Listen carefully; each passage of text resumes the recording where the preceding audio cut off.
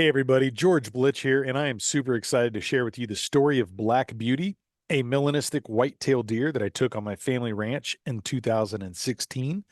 And just to kind of give you guys a little bit of information, if you didn't already know this, melanism is a genetic trait that causes an excess in melanin, which produces a dark coloration. So this happens in animals all around, but dark fur or hair or feathers. Basically, this deer was almost jet black in color. There were some white hairs on the tips of its tail, but other than that, this was almost an all black deer.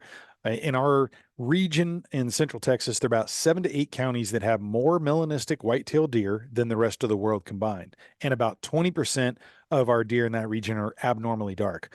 So I knew this going into kind of taking over the reins of my family ranch when it got handed to me and my wife in 2011, but I had never seen any of these deer. I'd heard about them and never seen them in the wild. So, kind of a little bit of background. In 1975, my grandfather, who was a colonel in the Air Force, had retired, and he wanted to buy a ranch. So he and my father went in halves on this ranch in Central Texas, got a little over 500 acres. He ran cattle there, Santa Gertrudis cattle from King Ranch. And upon the end of his life, as he was kind of retiring from a ranching world, we had some guys come in, some local cattle ranchers, and they ended up leasing the property, running cattle on it. When my grandfather passed and the property got distributed, my dad ended up with a few hundred acres, handed that over to me, and I decided to immediately say goodbye to the cattle and run wildlife management program. So first thing we did is Meg and I called up our local wild game biologist. She came out from Texas Parks and Wildlife, and we drove around and we were identifying different browse species for white-tailed deer and turkey, the two species we are primarily trying to work on to build a better habitat for. And so we are seeing these tier one, tier two plants, and we were kind of taking notes.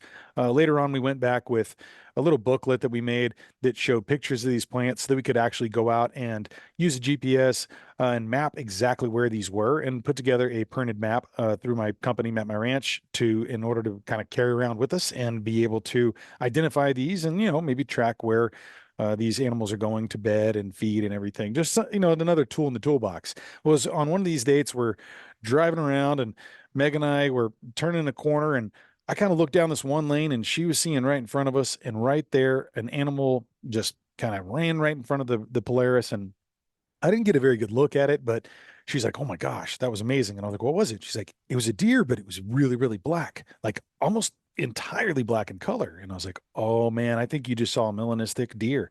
And so we started talking about it, and pretty much we figured that must be what it was. So of course I go around to all the game trail cameras we had there, pulling SD cards, looking around to see if I found any kind of evidence of that particular deer on the property. And lo and behold, none. So this is 2011. Every single year from then on out, I was religiously checking these SD cards to try to see if I could find a melanistic deer. And I looked through every single image for multiple reasons. One, I send those in to the wild game biologist to get harvest recommendations, and two, to just monitor what's on the property. I mean, I've seen zonkies, that's right, half donkey, half zebra. I've seen emu. I've seen tons of our neighbors' cattle, just about anything you can imagine, people coming through and everything too. But I go through hundreds of thousands of photos every single year, and I never saw another picture of a melanistic deer, and no one ever saw one in person on the property. So I figured, man, that must be off on some other county, or maybe it didn't make it. Who knows?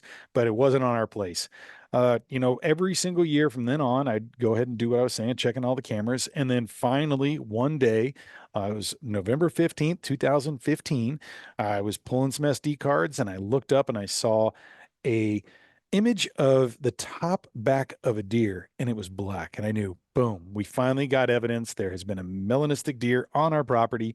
The second image showed a little tips of some antlers. So I knew, okay, we got a buck. And then on the third one, this thing was super blurry and running away, but I could tell we had an 8-point buck. There was probably a middle-aged buck, maybe 3.5, 4.5 years old. But it's really hard to determine because it's a blurry picture.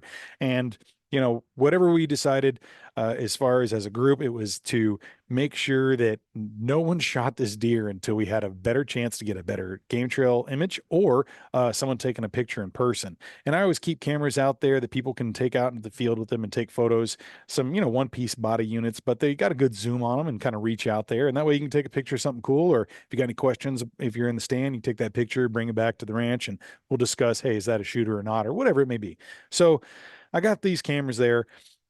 Of course, that entire rest of that year, of 2015 during the hunting season, I'm looking at these cards and trying to see, is there any other images? Can we tell how old this deer is? Is it going to be on the hit list? And never found another image at all. So 2016 rolls around, and I'm working with our local NRCS agent. We're part of the EQIP program, and one of the things we were doing was to try to build better habitat, was to take out some of the non-native species, some mesquite and different things, and try to bulldoze, root plow, get everything up into burn piles, and basically take out these fields. We're going to try to do about 50 acres, but we ended up doing, I think, about 25, maybe just shy of that. But we ended up kind of completing this process a little late to plant our native grasses and forbs that we wanted in. They had kind of suggested that we have those in by May 1st. There was all sorts of setbacks and problems and some weather issues. And so we didn't get to finish the project of clearing this land until July. So we decided, well, we want to do something with this raw dirt that's on the ground. We don't want just a bunch of weeds to grow up, because we have to plant it the next spring. What are we going to do? So we put our heads together with wild game biologists. We decided we're going to go ahead and plant some things that could benefit the deer and the turkey that year. So we got some oats and a bunch of mixes of some other seeds and things that would maybe be able to give them some protein benefits. And we ended up going ahead and planting that in that early fall. That November, hunt season's rolling through, and we're seeing the oats growing, all the deer kind of coming to that area that we had cleared. And it was really exciting to kind of see something like that. It's like, all right, yeah, we've done something. And this is just stage one, right? Because all the, nitrogen that was going to put into the soil was only going to benefit better when we next spring put in our native grasses and forbs. So it was just a really exciting time, and seeing them utilize this and seeing turkeys run through there too is just a really neat thing. And one of the days I get a call from my buddy Jacob Spradling. He's like, "Hey man, you mind if I go up to the property? I want to do a little bit of work. I'll go ahead and set some hog traps. I'll probably be there overnight." I said, "Yeah, go for it." So that was November 9th of 2016.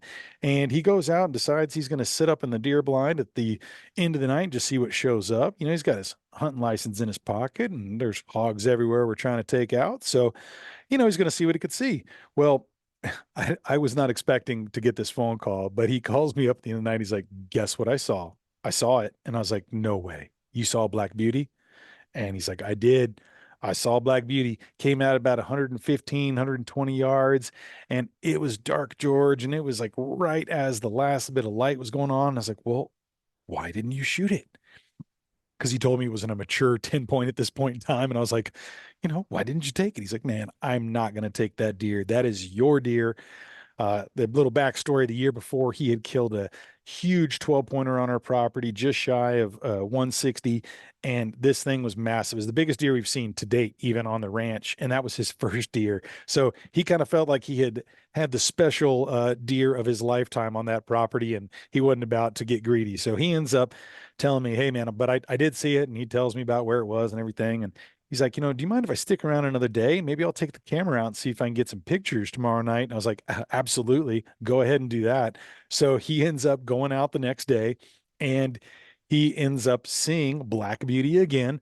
And this time he gets some pictures. So he goes and gets them on the camera, and he calls me when he gets back to the house. He's like, "George, I got some photos." I was like, "No way, send them to me." He's like, "Well, they're on the SD card on the camera. I'll have to download it on my computer back at home." I was like, "No, no, no. Just take a picture in the back of the LCD screen of that. I need to see these pictures now." So he grabs his phone, takes a picture of the back of the camera screen, and sends them to me. And I'm just blown away. And so I hang up with him, and I go show Meg. I'm like, "Look, look, look, check it out. He got pictures of Black Beauty. It's been there 2 days in a row at the exact same spot, the exact same time." And she's like, "Well, what time are we going to the ranch tomorrow?" Now, y'all, there's many instances in my life where I've known I've married well, and this was a very particular, memorable one for me. I was so excited. I don't even know. It is the quickest I've ever packed for the ranch. I'll tell you what, I think I was done in like 3 minutes, had everything I needed into the truck, and then it was just that anxiety of I need to go to bed right now, even though it was like, like not exactly bedtime for me. I was kind of still had another, few hours to go probably, but I was very, very excited to get to sleep and to wake up and get my butt to the ranch. Next morning comes, Meg and I grab our youngest Ellie and we drive out to the ranch. Our oldest Alyssa had a project she couldn't break free from, but we get out there. And so we grabbed some food, and I ended up deciding I'm going to get there a little bit early just so I can kind of settle in that area and be quiet and make sure I don't make any noise and just really kind of get in there and get in the blind early. So I park about 1,000 yards away with the Polaris, and I walk up, and man, I'm super stealth, heel to toe, super quiet, taking my time.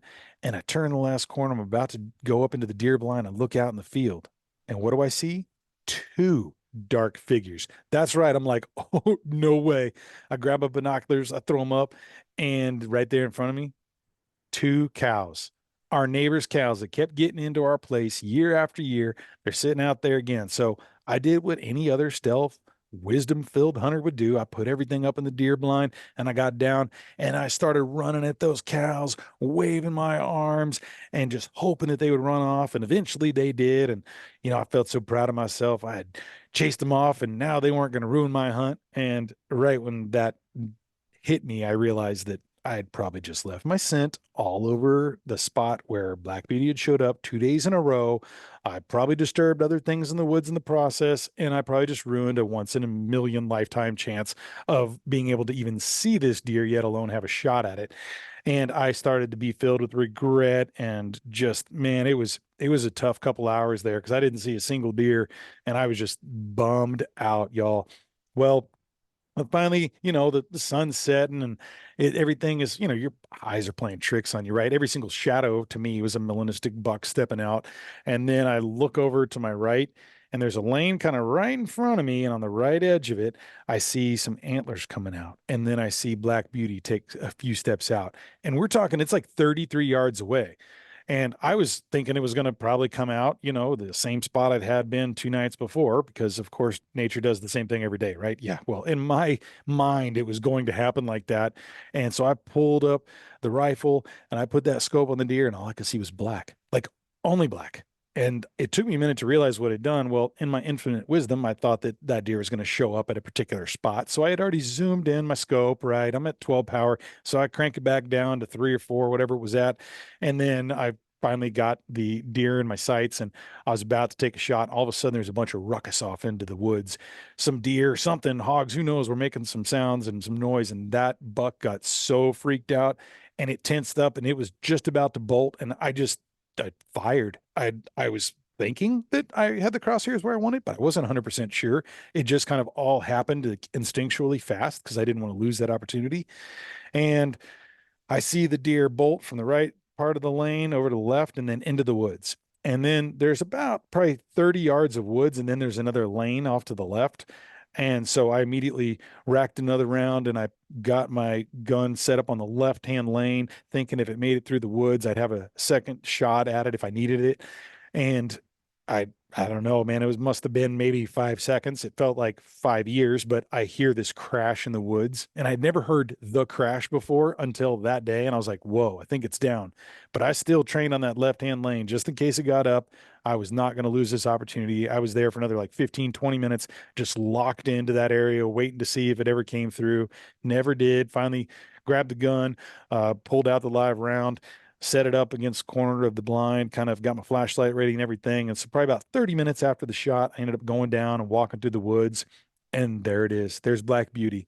There's this deer that I had been dreaming about. And all of a sudden I realized it was Veterans Day, 2016. And my grandfather bought this land, a veteran.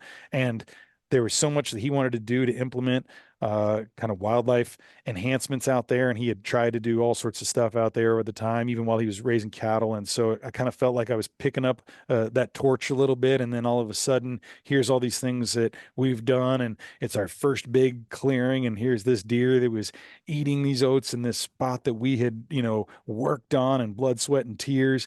And it just came a full circle moment for me. And I was just so blessed and honored. So I sat down, said a quick prayer, and I ended up grabbing the deer, putting it on the back of the basket hitch, pulled it back to the house, took some pictures. Meg took some pictures with it, and Ellie showing off the deer, and then I ended up, basically getting it ready to be shoulder mounted. Had it shoulder mounted here in the Houston area, B&B Taxidermy, and they ended up doing an amazing job. And they're actually had done a second one for me because this hunting season, this last past hunting season here in 2023 in October, I ended up getting a melanistic white-tailed doe and got a shoulder mount of that. So some more stories I'll be writing about that. I wrote the story Black Beauty, got it into quite a few publications, both in print and online, and just been very blessed to tell the story of that and what it meant for me and what it meant for my family to be able to have that wonderful experience. Again, I just feel ultimately blessed to be able to have this property, be a steward of it and a caretaker of it to pass it down to future generations. And so it just means a lot to me. And it also means a lot to me to be able to share this story with you guys here. I hope you guys all have a very safe, wonderful, and very eventful year out in the field. Hope you guys get some great meals from all your wonderful harvests, and y'all stay safe. Take care. Thanks again.